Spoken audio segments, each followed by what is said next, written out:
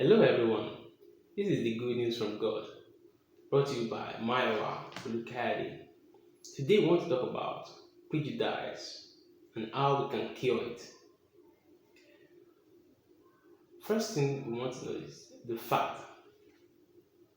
We talk about the problems and how we can cure it and Bible principles we can apply. Prejudice is often based on misinformation. Consider the following example. Some employers have mistakenly believed that women are unqualified for scientific or technical jobs. In medieval Europe, Jews were falsely accused of poisoning wells and spreading diseases. During Nazi rule, Jews were again slandered, but this time they were accused of causing the economic crisis in Germany. Both cases resulted in Jews becoming victims of extreme prejudice, some of which is still evident today. Many people wrongly conclude that everyone who has disability is sad or bitter. People who believe myths, such as those, may point to example or alleged evidence that seems to confirm their bias. They think that anyone who disagrees with them is ignorant. Now, the Bible principle, Proverbs chapter 19, verse 2 says, "A person without knowledge is not good." What does it mean? Without knowing the fact, we make bad decisions. If we believe myth rather than fact, we will misjudge people. How knowing the fact helps? If we know the fact about people, we are less likely to believe common but false assumptions about them. And once we learn that we have not been told the truth about a particular group, we may be more likely to question assumptions that we have made about other groups of people. Now, what can you do? Remember that sweeping generalizations about a group of people do not apply to all individuals of that group. Acknowledge that the information you have about others may be limited. Try to get the fact from a reliable source.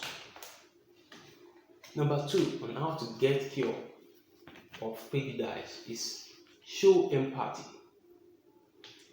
The problem here is we focus too much on how different others are from us. We could conclude that such differences are flaws or defects. In effect, we would be regarding as inferior to those who are indifferent. Once we develop this negative view of others, it becomes difficult to show empathy. Our lack of empathy can be a symptom of a deeper problem, prejudice. The principle can apply is Romans chapter 12, verse 15. Rejoice with those who rejoice, weep with those who weep. What does it mean? This principle can be summarized in two words: show empathy. Empathy is the ability to put oneself in another person's and feel what he feels. How empathy helps. When when we empathize with someone, we become aware of just how similar we are to that person. We realize that he or she may feel the way we feel and may react the way we react. Empathy helps us to see that all people, no matter what their background may be, are part of the human family. The more we focus on how similar they are to us, the less likely we will be to judge them negatively. Empathy also helps us to respect others. Anna Maria from Senegal once looked down on people who came from so called lower castes. She explained how empathy helped her. When I saw the hardship suffered by those who belong to lower castes, I asked myself how I would feel in their position. This moved me to question the validity of my supposed higher status. one that I had neither chosen nor earned. Yes, if you strive to understand another person's struggles, we are more likely to empathize rather than to criticize. What you can do, try to see beyond the differences and find similarities between you and people from a group you may view negatively. For example, imagine how they feel when eating a meal with their family, finishing a hard day work, spending time with friends, listening to their favorite music. Next, try to imagine yourself in their situation. Ask yourself, how would I react if someone made me feel worthless? How would I feel if others judged me before they even got to know me? If I were part of their group, how would I like others to treat me? The bottom line is empathy helps us to see that all people are part of a human family.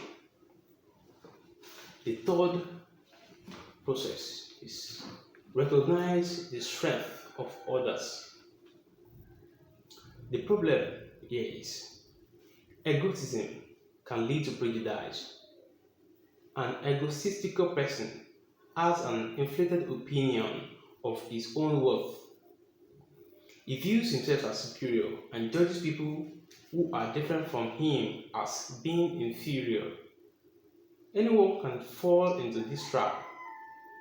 The Encyclopedia Britannica says most cultural groups feel to varying degree of intensity that their way of life, their foods, dress, habits, beliefs, value, and so forth are superior to those of other groups.